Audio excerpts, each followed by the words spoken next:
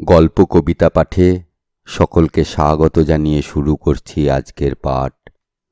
রবীন্দ্রনাথ ঠাকুরের আত্মজীবনী জীবনস্মৃতির বাংলা শিক্ষার অবসান অংশটি।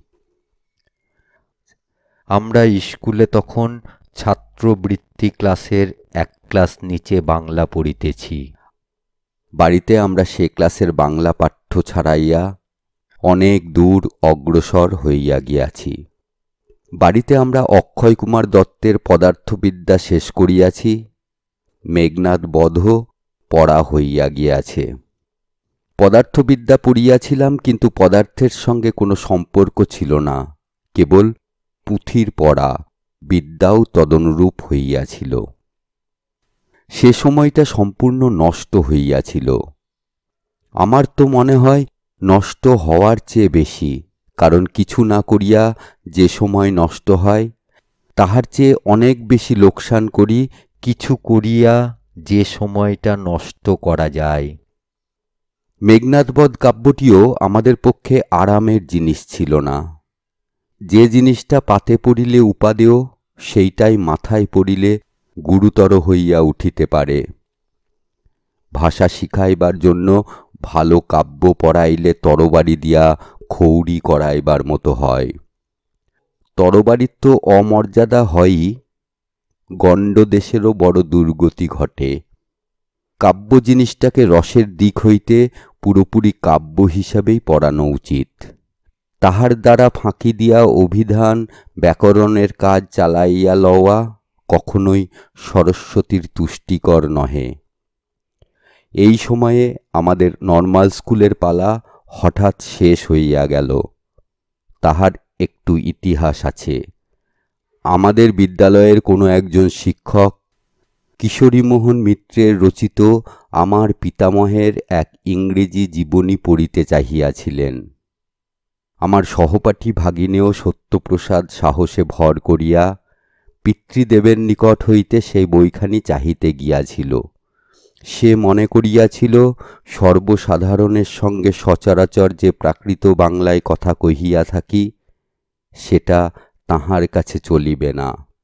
সেই জন্য সাধু গৌড়ীয় ভাষায় এমন অনিন্দনীয় রীতিতে সে বাক্যবিন্যাস করিয়াছিল যে পিতা বুঝিলেন আমাদের বাংলা ভাষা অগ্রসর হইতে হইতে শেষকালে নিজের বাংলাত্বকেই প্রায় ছাড়াইয়া যাবার জো করিয়াছে। পরদিন সকালে যখন যথা নিয়মে দক্ষিণের বারান্দায় টেবিল পাতিয়া দেওয়ালে কালো বোর্ড ঝুলাইয়া নীলকমল বাবুর কাছে পড়িতে বসিয়াছি, এমন সময় পিতার তেতালার ঘরে আমাদের তিনজনের ডাক পড়িল। তিনি কহিলেন, আজ হইতে তোমাদের আর বাংলা পড়িবার দরকার নাই। খুশিতে আমাদের মন নাচিতে লাগিল। তখনও নিচে বসিয়া আছেন আমাদের নীলকমল পণ্ডিত মহাশয়। বাংলা জ্যামিতির বইখানা তখনও খোলা এবং মেঘনাদবধ কাব্যখানা বোধ করি পুনরাবৃত্তির সংকল্প চলিতেছে। কিন্তু মৃত্যুকালে পরিপূর্ণ ঘরকন্যার বিচিত্র আয়োজন মানুষের কাছে যেমন মিথ্যা প্রতিভাত হয়, আমাদের কাছেও পণ্ডিত মহাশয় হইতে আরম্ভ করিয়া আর ওই বোর্ডে টাঙাইবার পেরেকটা পর্যন্ত তেমনি এক মুহূর্তে মায়া মরীচিকার মতো শূন্য হইয়া গিয়াছে। কিরকম করিয়া যথোচিত গাম্ভীর্য রাখিয়া পণ্ডিত মহাশয়কে আমাদের নিষ্কৃতির খবরটা দিব, সেই এক মুশকিল হইল। সংযতভাবেই সংবাদটা জানাইলাম। দেওয়ালে টাঙানো কালো বোর্ডের উপরে জ্যামিতির বিচিত্র রেখাগুলা আমাদের মুখের দিকে এক দৃষ্টে তাকাইয়া রহিল। যে মেঘনাদবধের প্রত্যেক অক্ষরটি আমাদের কাছে অমিত্র ছিল, সে আজ এতই নিরীহভাবে টেবিলের উপর চিত হইয়া পড়িয়া রহিল যে তাহাকে আজ মিত্র বলিয়া কল্পনা করা অসম্ভব ছিল না। বিদায় লইবার সময় পণ্ডিত মহাশয় কহিলেন, কর্তব্যের অনুরোধে তোমাদের প্রতি অনেক সময় অনেক কঠোর ব্যবহার করিয়াছি, সে কথা মনে রাখিও না। তোমাদের যাহা শিখাইয়াছি ভবিষ্যতে তাহার মূল্য বুঝিতে পারিবে। মূল্য বুঝিতে পারিয়াছি। ছেলেবেলায় বাংলা পড়িতেছিলাম বলিয়াই সমস্ত মনটার চালনা সম্ভব হইয়াছিল। শিক্ষা জিনিসটা যথাসম্ভব আহার ব্যাপারের মতো হওয়া উচিত। খাদ্যদ্রব্যে প্রথম কামড়টা দিবামাত্রেই তাহার স্বাদের সুখ আরম্ভ হয়।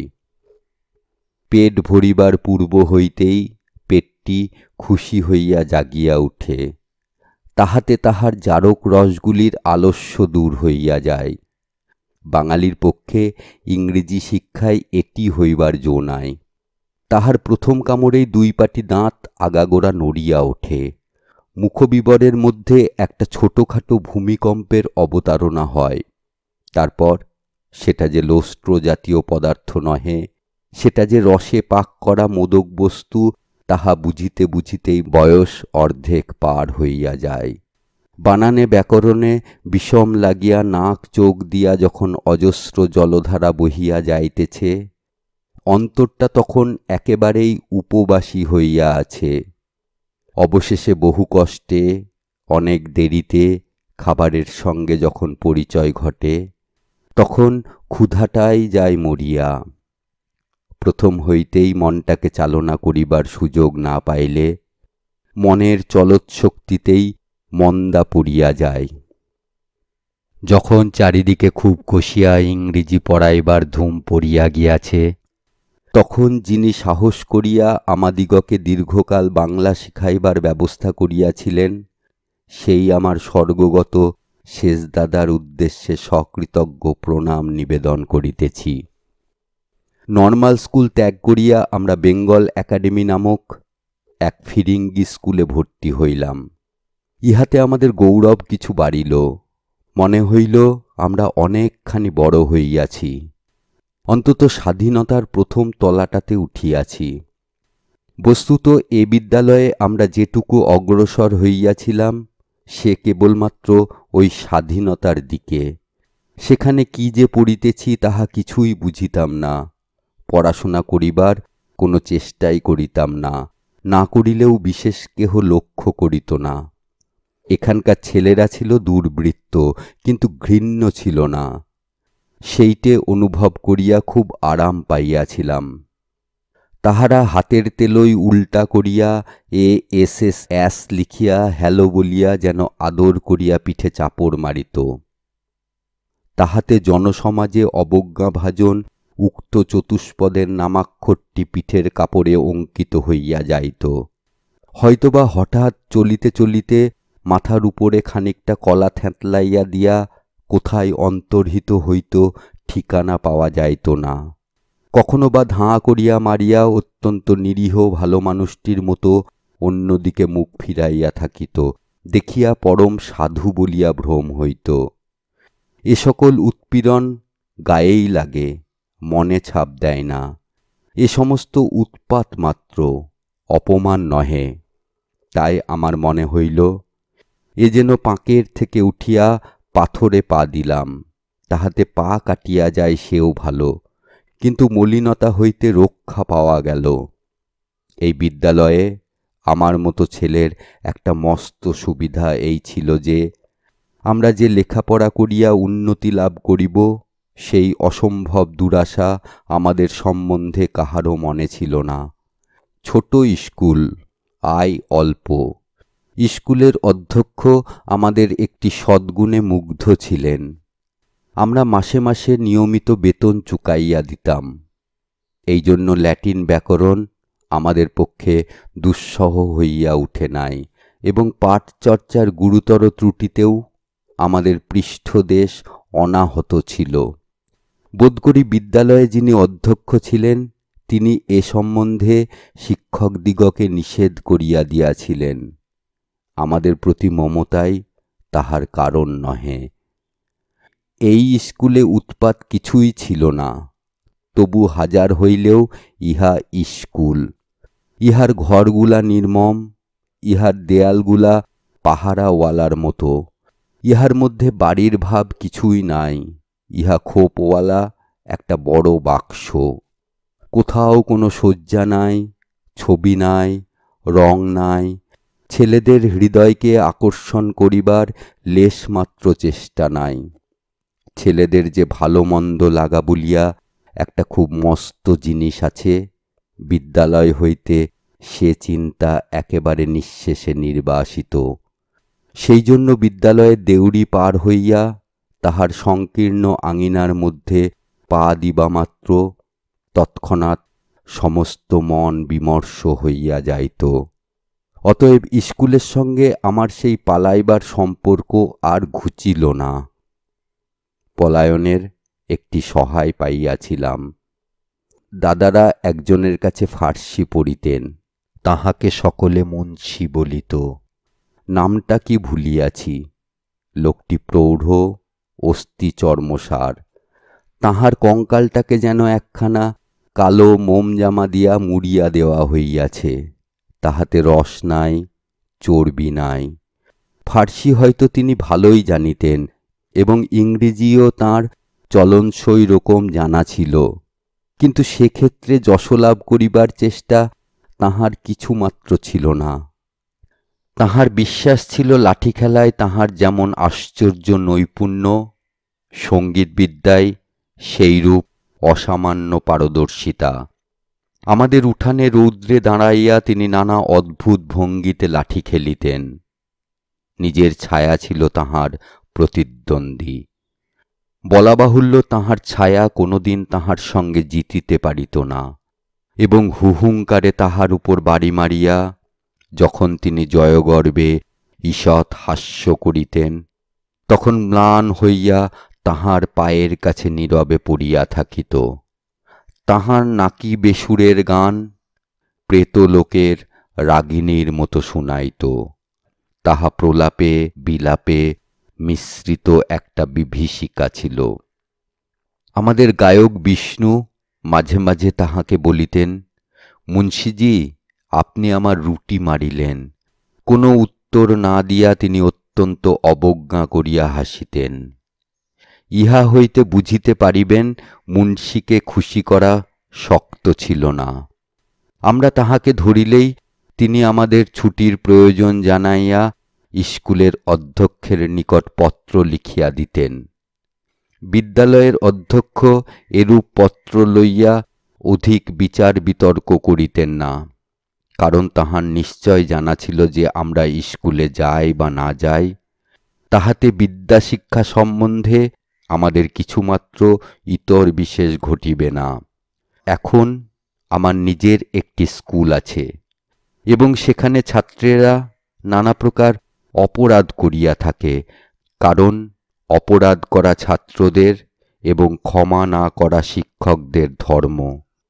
যদি আমাদের কেহ তাহাদের ব্যবহারে ক্রুদ্ধ ও ভীত হইয়া বিদ্যালয়ের অমঙ্গল আশঙ্কায় অসহিষ্ণু হন ও তাহাদিগকে সদ্যই কঠিন শাস্তি দিবার জন্য ব্যস্ত হইয়া উঠেন, তখন আমার নিজের ছাত্র অবস্থার সমস্ত পাপ সারি সারি দাঁড়াইয়া আমার মুখের দিকে তাকাইয়া হাসিতে থাকে। আমি বেশ বুঝতে পারি ছেলেদের অপরাধকে আমরা বড়দের মাপকাঠিতে মাপিয়া থাকি। ভুলিয়া যায় যে ছোট ছেলেরা নির্ঝরের মতো বেগে চলে। সে জলে দোষ যদি স্পর্শ করে তবে হতাশ হইবার কারণ নাই, কেননা সচলতার মধ্যে সকল দোষের সহজ প্রতিকার আছে। বেগ যেখানে থামিয়াছে সেইখানেই বিপদ, সেইখানেই সাবধান হওয়া চাই। এই জন্য শিক্ষকদের অপরাধকে যত ভয় করিতে হয়, ছাত্রদের তত নহে। জাত বাঁচাইবার জন্য বাঙালি ছাত্রদের একটি স্বতন্ত্র জলখাবারের ঘর ছিল। এই ঘরে দুই একটি ছাত্রের সঙ্গে আমাদের আলাপ হইল। তাহাদের সকলেই আমাদের চেয়ে বয়সে অনেক বড়। তাহাদের মধ্যে একজন কাফি রাগিনীটা খুব ভালোবাসিত এবং তাহার চেয়ে ভালোবাসিত শ্বশুরবাড়ির কোনো একটি বিশেষ ব্যক্তিকে। সেই জন্য সে ওই রাগিনীটা প্রায়ই আলাপ করিত এবং তাহার অন্য আলাপটারও বিরাম ছিল না। আরেকটি ছাত্র সম্বন্ধে কিছু বিস্তার করিয়া বলা চলিবে। তাহার বিশেষত্ব এই যে ম্যাজিকের শখ তাহার অত্যন্ত বেশি। এমনকি ম্যাজিক সম্বন্ধে একখানি চটি বই বাহির করিয়া সে আপনাকে প্রফেসর উপাধি দিয়া প্রচার করিয়াছিল। ছাপার বইয়ে নাম বাহির করিয়াছে এমন ছাত্রকে ইতিপূর্বে আর কখনো দেখি নাই। এজন্য অন্তত ম্যাজিক বিদ্যা সম্বন্ধে তাহার প্রতি আমার শ্রদ্ধা গভীর ছিল। কারণ ছাপা অক্ষরের খাড়া লাইনের মধ্যে কোনরূপ মিথ্যা চালানো যায় ইহা আমি মনেই করিতে পারিতাম না। এ পর্যন্ত ছাপার অক্ষর আমাদের উপর গুরুমশাইগিরি করিয়া আসিয়াছে। এই জন্য তাহার প্রতি আমার বিশেষ সম্ভ্রম ছিল। যে কালি মোছে না সেই কালিতে নিজের রচনা লেখা, এ কি কম কথা? কোথাও তার আড়াল নাই, কিছুই তার গোপন করিবার জো নাই। জগতের সম্মুখে সার বাঁধিয়া সিধা দাঁড়াইয়া তাহাকে আত্মপরিচয় দিতে হইবে। পলায়নের রাস্তা একেবারেই বন্ধ। এত বড় অবিচলিত আত্মবিশ্বাসকে বিশ্বাস না করাই যে কঠিন। বেশ মনে আছে, ব্রাহ্ম সমাজের ছাপাখানা অথবা আর কোথাও হইতে একবার নিজের নামে দুই একটা ছাপার অক্ষর পাইয়াছিলাম। তাহাতে কালি মাখাইয়া কাগজের উপর টিপিয়া ধরিতেই যখন ছাপ পড়িতে লাগিল, তখন সেটাকে একটা স্মরণীয় ঘটনা বলিয়া মনে হইল। সেই সহপাঠী গ্রন্থকার বন্ধুকে রোজ আমরা গাড়ি করিয়া স্কুলে লইয়া যাইতাম। এই উপলক্ষে সর্বদাই আমাদের বাড়িতে তাহার যাওয়া আসা ঘটিতে লাগিল। নাটক অভিনয় সম্বন্ধেও তাহার যথেষ্ট উৎসাহ ছিল। তাহার সাহায্যে আমাদের কুস্তির আখড়ায় একবার আমরা গোটাকতক বাঁখারি পুঁতিয়া তাহার উপর কাগজ মারিয়া নানা রঙের চিত্র আঁকিয়া একটা স্টেজ খাড়া করিয়াছিলাম। বোধ করি উপরের নিষেধে সে স্টেজে অভিনয় ঘটিতে পারে নাই। কিন্তু বিনা স্টেজেই একদা একটা প্রহসন অভিনয় হইয়াছিল। তাহার নাম দেওয়া যাইতে পারে ভ্রান্তিবিলাস। যিনি সেই প্রহসনের রচনাকর্তা, পাঠকেরা তাহার পরিচয় পূর্বে কিছু কিছু পাইয়াছেন। তিনি আমার ভাগিনেও সত্যপ্রসাদ। তাহার ইদানীন্তন শান্ত সৌম্য মূর্তি যাহারা দেখিয়াছেন, তাহারা কল্পনা করিতে পারিবেন না বাল্যকালে কৌতুক ছলে তিনি সকল প্রকার অঘটন ঘটাইবার কিরূপ ওস্তাদ ছিলেন। যে সময়ের কথা লিখিতেছিলাম ঘটনাটি তাহার পরবর্তীকালের। তখন আমার বয়স বোধ করি 12-13 হইবে। আমাদের সেই বন্ধু সর্বদা দ্রব্যগুণ সম্বন্ধে এমন সকল আশ্চর্য কথা বলিত, যাহা শুনিয়া আমি একেবারে স্তম্ভিত হইয়া যাইতাম। পরীক্ষা করিয়া দেখিবার জন্য আমার এত ঔৎসুক্য জন্মিত যে আমাকে অধীর করিয়া তুলিত। কিন্তু দ্রব্যগুলি প্রায়ই এমন দুর্লভ ছিল যে সিন্ধুবাদ নাবিকের অনুসরণ না করিলে তাহা পাইবার কোনো উপায় ছিল না। একবার নিশ্চয়ই অসতর্কতাবশত প্রফেসর কোনো একটি অসাধ্য সাধনের অপেক্ষাকৃত সহজ পন্থা বলিয়া ফেলাতে আমি সেটাকে পরীক্ষা করিবার জন্য কৃতসংকল্প হইলাম। মনসা সিজের আঠা 21 বার বীজের গায়ে মাখাইয়া শুকাইয়া লইলেই যে সে বীজ হইতে 1 ঘণ্টার মধ্যেই গাছ বাহির হইয়া ফল ধরিতে পারে, এ কথা কে জানিত? কিন্তু যে প্রফেসর ছাপার বই বাহির করিয়াছে তাহার কথা একেবারে অবিশ্বাস করিয়া উড়াইয়া দেওয়া চলে না।